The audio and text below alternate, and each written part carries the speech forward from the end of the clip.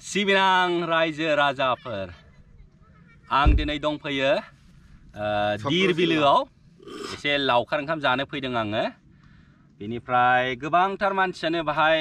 रंजानोल' फैयो पार्टी जायो लोङो थांफिनो नाथाय बे जायगानि सोमोन्दै रावबो जेबोखौनो मिन्थिया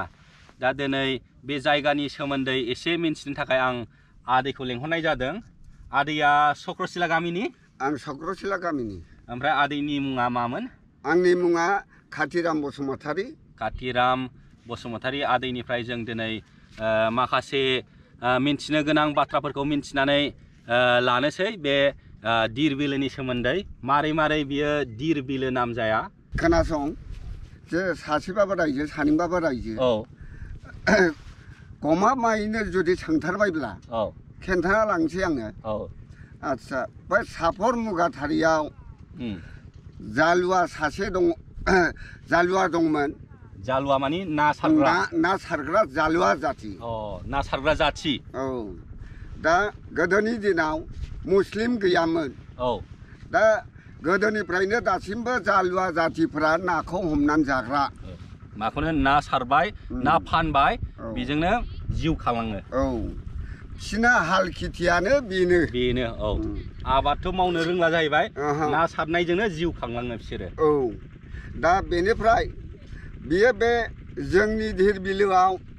ना हमग्रा खामोन बियो औ बेनिफ्राय ना हमैनो बिसोरो रायलायलायबाय जे बे दैखौ मोनसे नाम दोननांगौ औ बे दैखौ जोंथ' नाखौ हमै जाबाय थाबाय नाथाय बे दै बे बिलोनि नामानो गैया औ जे गथ' जोनोम होयोब्ला जे नामखौ दोननांगौ औ होमब्ला जोंबो नाम दोनथारनांगोन मोनफ्रोमबो दैमाहानो नाम दङ बिलोहानो नाम दङ दा बेनिफ्राय बे धीरेन जालुवाया उनाव गोसोखांनानै दोनबाय बिदिब्ला ओरैबादि खोनासंदो लोगोफोर होनबाय गावनि लोगोफोरखौ जे धीर बिलखौनो दोनदिनि दा बहाय लोगोफ्राबो बुंबाय मोजांखौनो बुंबाय होमब्ला बेनो थाथोंसै धीर बिल गावनि नामाव ओमफ्राय बे मानसिनि नामा मामोन धीरेन दा गावजों गोरोबनाय धीर बिल धीरेन जालुवामोन जालुवा जाति बिनि टाइटेलाबो जालुवामोन नामा जालुवामोन धीरेन जालुवा सासे ना सारग्रा मानसिमोन आरो बिसिनि जाथिया ना सारनानैनो जायोमोन ओमफ्राय जों दा आदैनिफ्राय मिन्थिबाय बे दैयाव खालि नाखौल' सारनानै जाबाय बोसोर नाथाय नामानो गैया बे बिलोनि नामा दा बिनि थाखायनो बिसोर गोसोखांबाय मा नाम दोननो बे दैखौ सैमाफोरहाबो नाम दङ फिसियोबा मावजिफोरखौबो नाम दोनो फिसियोबा ना मानसियाबो जोनोम जायोबा मानसिनोबो नाम दोनो दा थिग बेबायदिनो बे धीरेन जालुवाबो गोसोखांदों जोंथ' बोसोरै सामफ्रामबो बे दैनिफ्रायनो ना सारै जायै थांनानै दङ नाथाय बे दैनि नामानो गैया दा बेनिखायनो धीरेन जालुवा गावनि नामावनो बे बिलोनि नामखौ दोननाय जादों बनिनाय धीर बिल धीर बिल गावनि नामावनो सुंद'यै बे बिलोनि नामखौ दोननाय जाबाय बेनिफ्राय बे जायगा ओनसोलाव मा जाथिया थायोमोन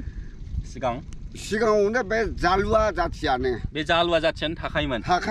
दाथ' गुबुन हारिफोरसो फैजोबबाय गुबुन हारि बिलाइ मुस्लिमफोर बेसे गोबाव जाखो बिसोर बे एरियायाव ओरैनो थाफैनाया दा बे एरियायाव थाफैनो 20 बोसोरसो जाबाय 20 बोसोरसो होमबालाय बावथ्राखै एकदम गोदानसो दाबो कत' गैला भटआव नामानो गैया ना